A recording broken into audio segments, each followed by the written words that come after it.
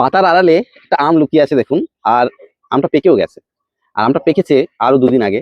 আমি তেমন সুযোগ পাইনি যে আমটা পেরে নেব এবং একটা রিভিউ করে আপনাদের দেখাবো। আম পুষা শ্রেষ্ঠা। আমার ছাদ বাগানে এই দুটো মাত্র আম প্রথমে হয়েছিল, কিন্তু একটা ঝরে গেছিল আর একটা আছে, এই পাকলো। এই আমটা কালার হয়নি, জানি না কেন। বাইরে পুরো রেডিশ কালার আসে, কিন্তু কালার হয়নি। শুরু থেকে আমটার কোনো কালার হয়নি। এবারে বলে রাখি, আমটা এই জায়গায় একটু দাগ হয়ে গেছে দেখুন।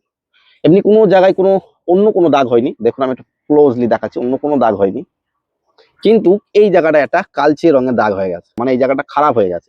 তবু আজকে আমি দেখবো যে পুষা শেষটা কালার হলো না, কিন্তু খেতে কেমন হলো। কারণ আমরা জানি পুষার ভ্যারাইটির মধ্যে একে শ্রেষ্ঠা নাম দেওয়া আছে, এই কারণেই সত্যিই শ্রেষ্ঠ। খুব ভালো মিষ্টি, সুন্দর একটা আম।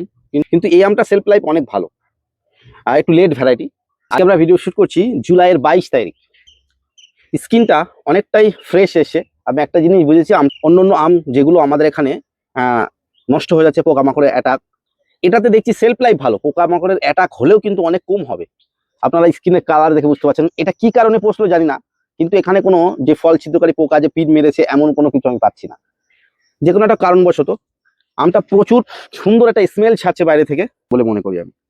দেখুন ঠিকই আছে, কোনো অসুবিধা নেই।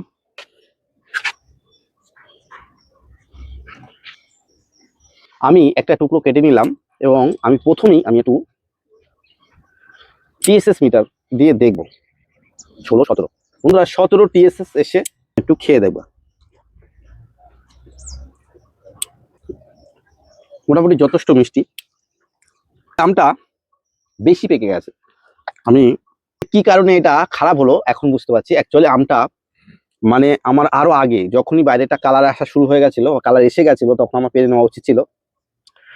আমি পারতে অনেক লেট করেছি, সেই কারণে আমটা আস্তে আস্তে ভিতর থেকেই খারাপ হওয়া শুরু হয়ে গেছে।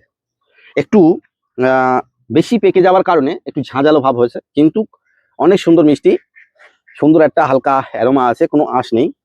দারুণ আম। পুষার ভ্যারাইটির মধ্যে শেষটার কিন্তু অন্য রকমই টেস্ট থাকে। পারফেক্ট রিভিউ আমি নিজেও বুঝতে পেরেছিলাম হয়তো পাবো না, তার কারণ নষ্ট হয়ে গেছে। তবুও বন্ধুরা এক কথায় বলবো, লেট ভ্যারাইটি আমের মধ্যে যারা লেট ভ্যারাইটি আম পছন্দ করবেন তাদের কাছে পুষা শেষটা অবশ্যই রাখা উচিত। আমরা আমাদের ওয়েদারে দেখি প্রচুর পরিমাণে বৃষ্টিপাতের কারণে লেট ভ্যারাইটি আমগুলো বেশিরভাগ সময় নষ্ট হয়ে যেতে দেখেছি, বেশি পোকামাকড় অ্যাটাক হতে দেখেছি। যদিও আমরা যদি ছাদ বাগানে লেট ভ্যারাইটি করতে চাই, একদম অফ সিজন আম খাবো, সেই ভ্যারাইটির মধ্যে এটা রাখা যায়। একটু পরিচর্যার মতো রাখলে কিন্তু তেমন নষ্ট হয় না। কেমন লেগেছে জানাবেন, আর যদি আপনাদের ভালো লাগে লাইক করে চ্যানেলের পাশে